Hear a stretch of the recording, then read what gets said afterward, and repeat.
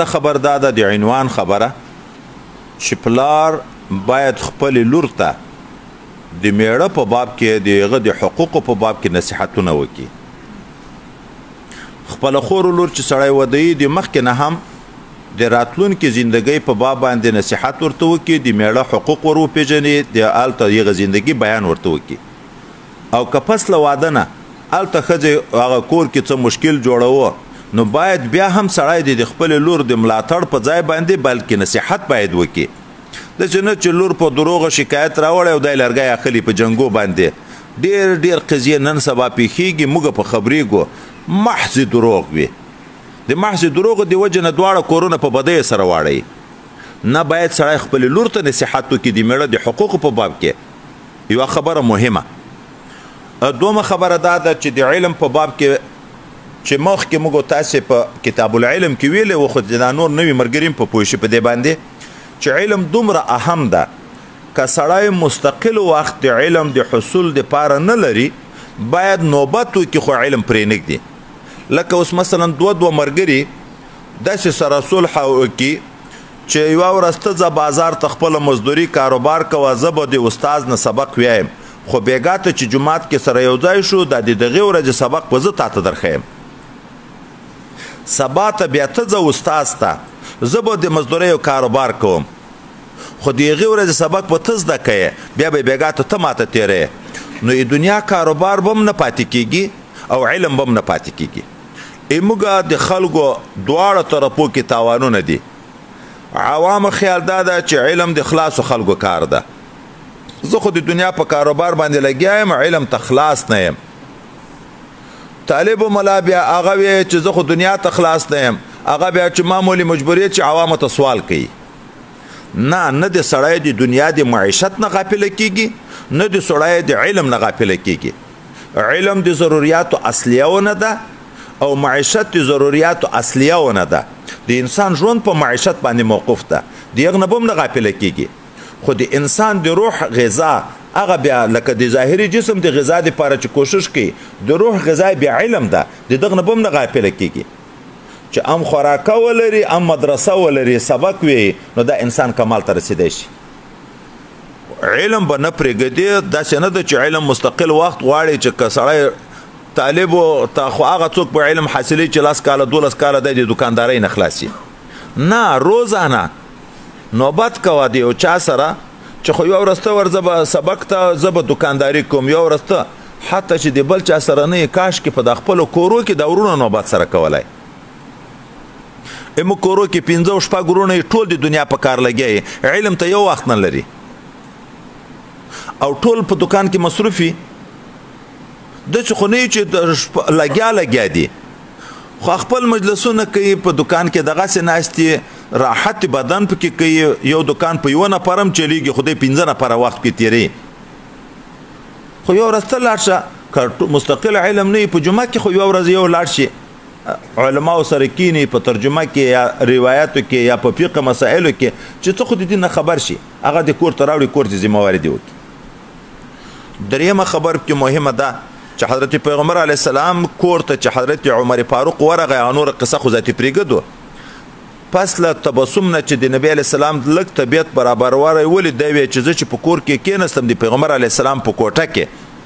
ما چې وکته په ټوله کوټه کې بل شی نه و، صرف 3 پوستینان پوستکي راځړېده. نه بستره وه، نه فرش و،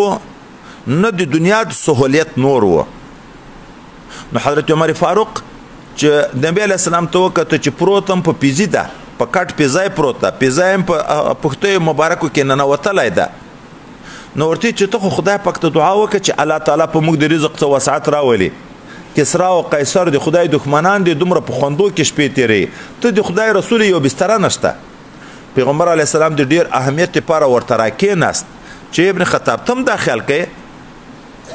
په دغه نه خوشحاله چې دوی ته کافرانو ته خدای پاک دنیا ورکړې ده او موږ تاسو لپاره آخرت ده. اوس لکم فی رسول الله اسوة حسنه، تاسو په رسول الله پسې الله تعالی وایي چې اسوه حسنه ده، په هغه پسې اقتدا وکړئ. پیغمبر علیه السلام د دنیا په زندگی کې په دغه اکتفا کړی چې په پیزي پروت ده. په دغه اکتفا کړی چې په کوټه کې فرش نشته، صرف یو پوستکی چې په څملي هغه ورته اچوي. مخکې موږ تاسو د بیبیانو حالاتو د قصې اورېدلې، خو عبادت یې نه شپه پرېښ نه په ورځ پرېښ، د علم بیانونه یې خلکو ته نه په شپه پرېښ نه یې په ورځ پرېښ، جهاد د ضرورت په وخت کې نه یې په شپه پرېښ نه یې په ورځ پرېښ. د دین کار مهم، د دنیا کار په قدر د کفایت. که سړی دغه لحاظ وکړي نو په دنیا کې به هم کامیابي، په آخرت کې به هم کامیابي. موږ خو دنیا مقصد ګرځولی، دین مو ضرورت ګرځولی ده. که ور خلاص شوم هغه ښه صوفي دغه ده چې درځي غاړې خلاصې کړو، صرف پور د ځانه غاړې په خلاصوي، نور د ګټې فکر نشته ورسره چې باید وخت تیر کړو.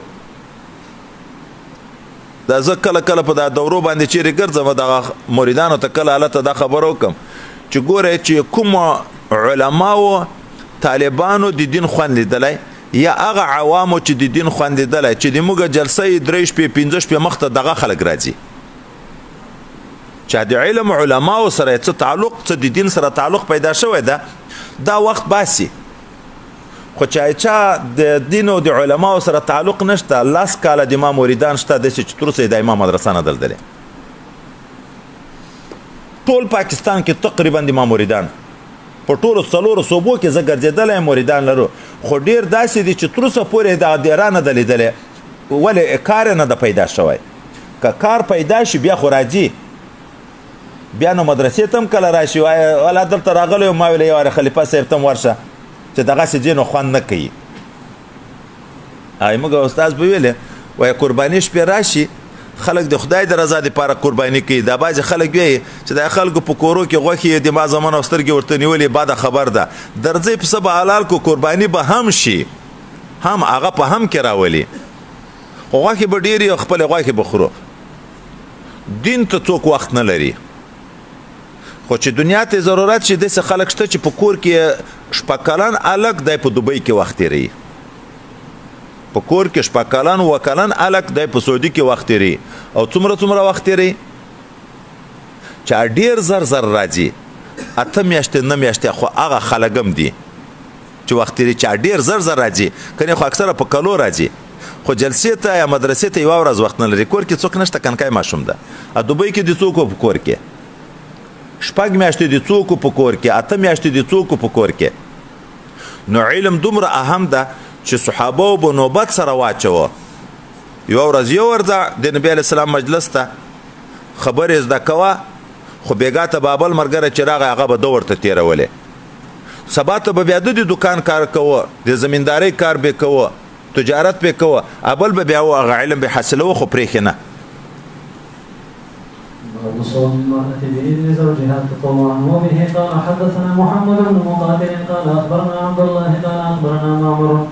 عن همام بن منبه عن أبي هريرة رضي الله تعالى عنه عن النبي صلى الله عليه وسلم لا تصوم المرأة وبعلها شاهد إلا بإذنه. د ښځو د میړه د حقوقو مسلې دي. ښځه چې میړه یې په کور کې وي، نفلي روژه بغیر د اجازې د میړه نه نشي نیوی. چې میړه یې په کور وي، نفلي روژه بغیر د اجازې د میړه نه نشي نیوی. ولې مخکې موږ تاسې اورېدلی دي چې نبی علیه السلام ویلې د باندې ګرځېدې په پردۍ ښځه د نظر ولګېدو، شهوت درته پیدا شو، دستي راشه خپل کور ته دا شهوت مه پرېږده چې بیا سوچ د زنا پیدا کېږي، دستي راشه خپل کور ته د خپلې بیبي سره جما وکړه. ځکه مخیا نبی علیه السلام داسې الفاظ ویلي چې خو تا د بیبي سره هم هغه شی موجوده چې د بلې سره ده. شهوت کنټرول که. ښه نو چې ته باندې د ښځه ول دا شوق پیدا شو، کور ته راغلی ښځې ته د نزدېکت وې دا د ما روژه ده. او پرچی روژه کې لا طاعت للمخلوق په معصیت الخالق، پرچی روژه خو به خامخا دا نیسي، خو په نفلي روژه کې او دلته بیا خبره ده د دغه هم لحاظ ده چې میړه خو میړه یي، یعنې د دغه یي چې د ورځې هم کله لټه پیر جوړوي. که میړه سپینګیری ده یا میړه داسې مریض ده چې د جما په حال کې نه ده، ښځه پوه ده چې میړه د نزدېکت نه ده، بیا وایي نفلي روژه هم نیوی شي، بغیر د اذن هم نیوی شي.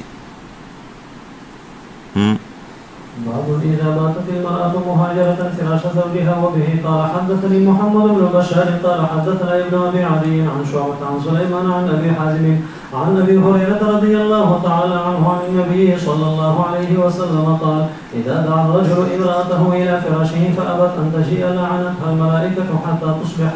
وبه قال حدثنا محمد بن عرعرة قال حدثنا شعبة عن قتادة عن زرارة عن أبي هريرة رضي الله تعالى عنه قال النبي صلى الله عليه وسلم إذا باتت المرأة مهاجرة فراش زوجها لعنتها الملائكة حتى ترجع.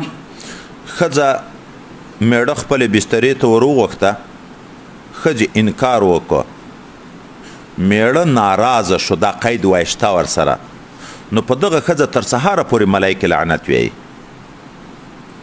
خو که سړي مطالبه وکړه د ښځې نه چې راشه بسترې ته،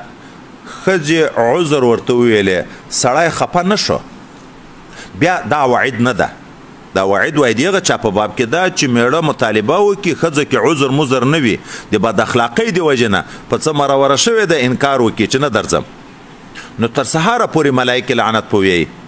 یا تر هغه وخته لعنت پوي چې تر څو دا ورغلی نه دی میړه بسترې ته، حتی ترجع په د دوم روایت کې چې میړه ته ځان نه تسلیم کړی، د ملایکې د خدای هغه نازولی مخلوق هغه په دې باندې لعنت وي. او که ښځه معذوره وه، سړی ظلم وکړي، بیا خو په ښځه باندې دغه لعنت نشته. یا سړي ته عذر وویلی، سړي قبول کو عذر، خفه نه شو، بیا هم دا لعنت نشته په دې باندې.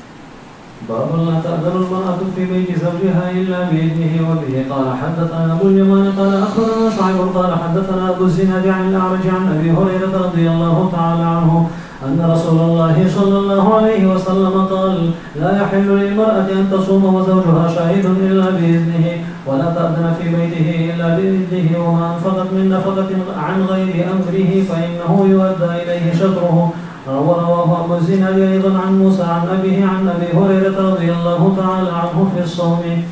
ښځه د میړه کور ته د میړه د اجازې نه بغیر چاته اجازه نشي کولی چې راځه د موږ کور ته. اوس په دغه مسله کې د بعضې ائمه و رایه خدا ده چې هېڅ چاته دا اجازه نشي کړی چې د میړه کور ته ورشي. موږ مسلک دا ده اسانه چې ذکر کړو، یو والدین د مور و پلار، دوم ورونه او نور قریبان. مور و پلار د خپلې لورو پوښتنې ته راغله په جمعه کې یو وارې، په جمعه کې یو وارې دلته دغه ښځې د میړه د اجازې نه بغیر اجازه ورته وکړه، میړه په دغه کې څه حق نه لري. جمعه کې یو وارې مور و پلار ورته راغله د خپلې لور پوښتنې ته، میړه به په دغه خفه کېږي نه چې څنګه دې ما کور ته پلار ته د اجازه کړې ده، مور ته د اجازه کړې چې ما کور ته راغلی. یا ښځې مطالبه وکړه د میړه نه په جمعه کې یو وارې د پلار و مور زیارت ته چې زه ځم، هلته هم حق د منې نه لري. دواړه طرفه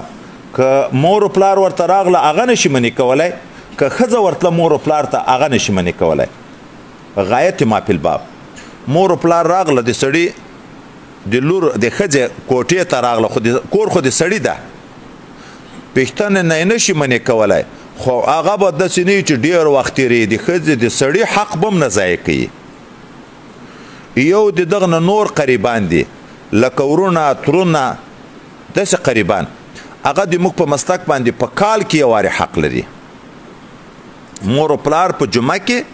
دا نور قریبان په کال کې، که په کال کې د نن ورور راتلو خپل خور پوښتنې ته، اگر که اوس کله میړونه ورسره خفه وي د خپل اوښې سره، خو ورور راتلو یا ښځې د خپل ورونو مور و پلار یې مړه دي، د ورونو ملاقات ته زیارت ته تله په کال کې یو وارې، میړه یې بیا نشي منې کولی.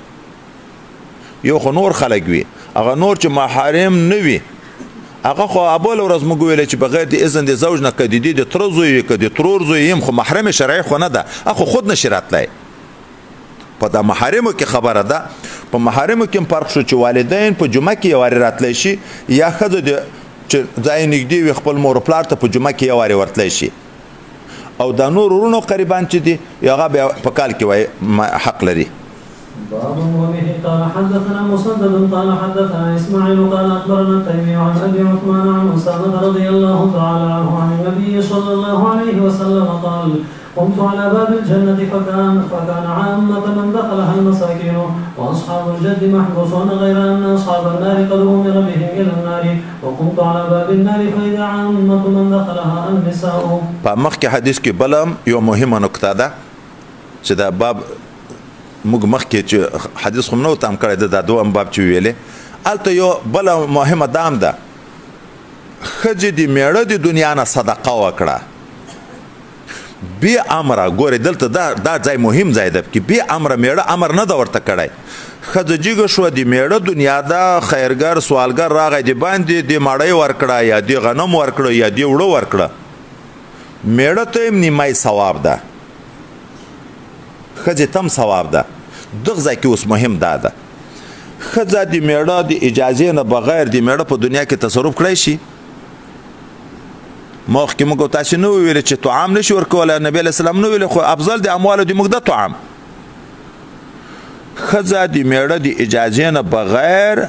مړی هم چاته نشي ورکولی او دلته وایي بغیر د امر نه نو د امر نه دلته امر صریح مراد ده میړه صریحي داسې نه دي ورته ویلي چې باندې طالب ودرېدو ورکه مړی خو داسې پیښه ده میړه ناستو طالب باندې غږ وکړو د وظیفې ښځې مړی ورکړه میړه انکار ونه کړو نو بله ورځ که میړه نشته هم دا عزت یې ورکوی شي امر صریحي نشته خو یو وارې خو یې ولیدو میړه ناستو چې باندې غږ شو د وظیفې راوړی ښځې مړی ورکړه د کنکي په لاس باندې میړه ولیده او میړه انکار ونه کړو بله ورځ که میړه په کور کې نشته هم چې طالب راغی مثلا وظیفه یې غوښته ښځې وظیفه ورکړه هم نیم ثواب خدای میړه ته ورکړي ځکه دنیا د میړه ده نیم ثواب ښځې ته ورکړي سخاوت ښځې وکړه بله خبر د میړه د طرف نه کله خو صریحي اذن نه وي خو عرف او عادت په دې جاري وي چې ښځه د میړه په کور کې څه خیر و خیرات کوي ام کړی شي خو بشرط چې دومره خیر و خیرات وي چې میړه په خفه کېږي نه طبیعي خبره دا ده ډېر خلک روپۍ راوړي ښځې ته یې ګدي په کور کې اوس ښځه سائل ته سوالګر ته مسکین ته محتاج ته 50 ورکي 100 ورکي میړه نه په خفه کېږي عام عادت کې دا وي دغومره شی ورکوی شي که میړه دنیا راوړه دې ته میړه نشته څوک راغله د دې ملګری ده یا تربور ده یا خپل ده یا قریب ده یا ښځه ده ملګرې ده مسکینه ده راغله دا ورته جګه شو 50,000 روپۍ ورکړې 100,000 یې ورکړې 1,000 یې ورکړې چې میړه په خبر چې بیا په خفه کېږي اوس دومره ډېره دنیا خو اجازه نشته دعا نشي ورکولی ښځه چې ورکوی شي وایي د اذن دلالتن په وخت کې چې عرفان او عادت هغه لږ لږ خیر و خیرات که یوه مړۍ چاته ورکولي یا 150 روپۍ چاته ورکولي ښځه د میړه صریحي اجازې نه بغیر هم ورکوی شي خو دومره نشي ورکولی چې میړه چې په خبر شي بیا میړه ناراضه کېږي ډېره نشي ورکولی لږ شی ورکوی شي دا بل اوس به حضرت پیغمبر علیه السلام د قیامت حال ذکر کوي ما د جنت دروازه ولیده عام خلک چې ورننوته مسکینان وو او ماړه خلک هغه په حساب باندې لګیا وو اصحاب الجد محبوسون په حساب و کتاب مسکین د مغنی نه 500 کاله مخکې جنت ته ځي او د جهنم دروازه مې په دروازه ودرېدم هلته مې چې بیا ولیدې اکثره ښځې وې دا مسله مخکې موږ تاسو ذکر کړی چې خو ښځې خو په جنت کې هم ډېرې دي یو جنتي ته 2 ښځې دي هغه کیسه موږ تاسو کړې وه تفصیلي چې یا د ښځو پیداوار ډېر ده یا دا ښځې اول جهنم ته ډېرې ځي د ګناهو د وجې نه وروسته خو بیا هم د مسلمانۍ د وجې نه بېرته ځي جنت ته بیا په جنت کې هم ډېرې شي یوه جنتي ته 2 ښځې د جنت ورسیږي خو دا قصه به په قیامت کې پیښیږي اوس جنت و دوزخ ته خلک تللی دي او رسول الله صلی الله علیه وسلم د ماضي څخه ذکر کوي قمت على باب الجنه دا یو ځای کې اوس ماته په نظر نه راغله چې بیګا خو مې کوت چې دغه ځای کې مې لیدلي که یو بل ځای کې مې لیدلي وه الله تعالی منسلخ عن زمان والمکان ده خدای پاک ته نه زمان شته نه مکان ځکه ټول زمانې ورته برابر دي ټول مکانونه ورته برابر دي نه احاطه په د حدود شته اول او اخر لري چې ابتدا اول نو بیا الله پیدا شو یا اخر ته بیا بمري زمانم ټول دته یو شی ده مکانم ټول دته یو شی ده هلته یې ویلي وو چې مخکې مې کتلې دي په دغه ځای کې و بل ځای کې کومه شرح کې مې ولیده وایي کله دوستان د خدای هم داسې مقام ته ورسېږي چې منسلخ عن زمان شي ټوله زمانه ورته برابره شي قصه د 1400 کاله مخکې تېره شوې دی اوس ویني لکه ما درته قصې کړې وې چې په دوره کې سبق په حال کې د احد واقعه او دی اوس نه ویني د حضرت حمزه شهادت ویني نبی علیه السلام د اوس وخت قصې کړې دي چې منسلخ عن زمان شي ټوله زمانه ورته برابر شي چې منسلخ عن المکان شي ټول مکان ورته برابر شي د انسلاخ بل په خارج کې بل معنا زده کو ګوره دا تسبیح دي په خپل منځ کې ترتیب لري چې دا نه تیر شوی دوه نه راځي چې نه تیر شوی درې نه راځي او چې دسي دغه اوله ته ګوري هغه دوه وینم نه یو دی بل دی لپاره حاجبي لیکن دغه سړی چې په داتار کې نه د زه اوس ټولې وینم که نه وینم ما د لپاره مانع ده د یو دی بل د لپاره مانع دي نو دا څوک چې په زمان کې دي د هغو دپاره دا زمانه کې ترتیب شته چې ترتیب شته نو تقدیم و تاخیر شته پکې نو حاجب وي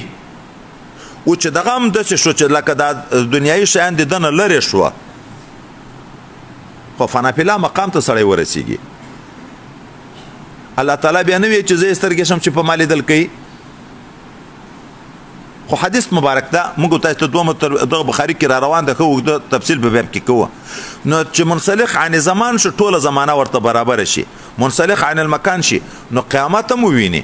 موږ بار د نبی علیه الصلاة والسلام واقعات وینو ما ښځه ولیده په جهنم کې چې په اور کې سوه ولې پیشو یې تړلې وه د لوږې نه یې مړه کړې وه پیښیږي به په قیامت کې هغه حدیث کې دی اوس ښه راپیاد شه هغه حدیث کې مې هلته شرح لیکلې چې اوس هغه خو به په قیامت کې پیښیږي او نبی علیه السلام یې چې ما ولیده چې په اور کې دا او پیشې تړلې وه د لوږې نه یې مړه کړې وه هلته ویې چې نبی علیه السلام منسلخ عن زمان په دغه وخت کې نو هغه مستقبل کې چې پیښیږي موسې ولده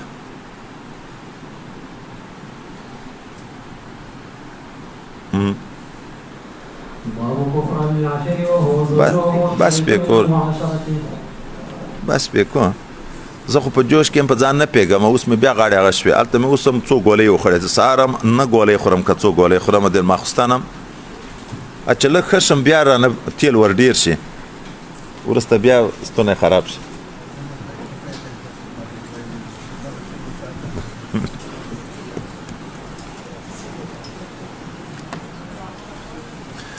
الحمد لله رب العالمين والعاقبة للمتقين والصلاة والسلام على حضرة رسوله محمد وعلى آله وأصحابه أجمعين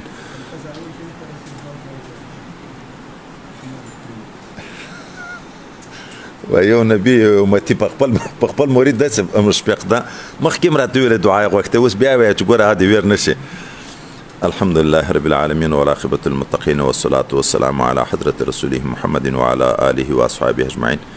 اللهم ارزقنا علما نافعا وفهما كاملا ورزقا حلالا واسعا وشفاء من كل داء اللهم إنا نسألك العفو والعافية والمعافاة الدائمة في الدين والدنيا والآخرة اللهم ربنا آتنا في الدنيا حسنة وفي الآخرة حسنة وقنا عذاب النار وادخلنا الجنة مع الأبرار يا عزيز يا غفار يا رب العالمين ربنا توفنا مسلمين والحقنا بالصالحين ربنا اكشف عنا العذاب إنا مؤمنون خدای دې متعالی موږ ټولو ته خپله رضا نصیب وګرځي ټول طاعات عبادات بندګي مو په خپل دربار کې قبول وګرځي ټولو کړو ګناهونه مو مغفرت نصیب وګرځي آینده ژوندم خدای پاک استقامت شریعت نصیب وګرځي الله تعالی څومره مسلمانان چې موږ ته دعاوې کوي یا د موږ نه دعا غواړي اخلاص کې محبت کې خدمت کې معاونت کې رب کریم دې ټولو په شر دروس حاجتونه دیني او دنیوي د غیب د خزانونو پوره کړي دا کوم مریض لپاره چې خصوصي دعا غوښتم خدای پاک ته صحت کامله نصیب وګرځي دا خلیفہ صاحب چې چا د پاره دعا کوي منشي چا تختوله د خدای پاک په خیر او عافیت اخلاص کې الله دې ظلم د ظالمانو نه وساتي دا صدقې دلته د میلاد شریف کې ډیر خلک یې اوسم یو ځوان راغی الله تعالی دې ورته قبول کړي ټول ورېږي په ځان باندې ومنله خدای پاک دې هر چا د لږ صدقه وي که ډیره صدقه وي خدای پاک ته په خپل دربار کې ورته قبول وګرځي خدای دې متعالی دا څومره خلک چې راځي دلته اخلاص کوي محبت کوي خدمت کوي معاونت کوي ټول ته خپل رضا نصیب وګرځي الله تعالی د هر قسم آفات او بلیات او مشکلات نه متحفظت وکړي الله د جلسه په خوشحالي باندې تیر کړي الله ښه خلک راولي بیرته په خیر او په عافیت خپل کورونو ته ورسي الله دې موږ د اولادې د موږ د کورنۍ د موږ د مدرسې د موږ د شاګردانو د موږ د مریدانو د موږ د مخلصینو د موږ د محبینو د موږ د معاونینو الله دې ټولو ته حفاظت وکړي د ټولو د دنیا او د آخرت کارونه جوړ کړي موږ د مشایخ کرام او اساتذه کرام او والدین او حقدارانو درجات عالیه جنت الفردوس ته تا رضا ته دیدار نصیب کړي چې ژوندۍ دي الله په ژوند کې برکت کې صحت او عافیت نصیب کې موږ ته توفیق د ادب او د خدمت نصیب وګرځي خدای پاک طرفت العين او قلم خپل نفسو ته مسپاري د ټول اسلامي ملکو الله حفاظت وکړي خدای پاک ټول مسلمانان په خپل منځ کې سره متفق او متحد وګرځي خدای پاک په نور فتنه او ابتلا کې مواقع کې د افغانستان په حال خدای د خیر فیصله وکړي الله نور ابتلا مراولي مشران او کشران مټول په شریعت باندې مستقیم وګرځي خدای پاک دا وګدا ابتلا په افغانانو چې تیر شو الله په وګدا عافیت بدله کې خدای پاک ټول طالبانو ته علما او ته مشایخ او ته مجاهدینو ته مسلمانانو ته د امن او د سکون ژوندۍ نصیب وګرځي خدای پاک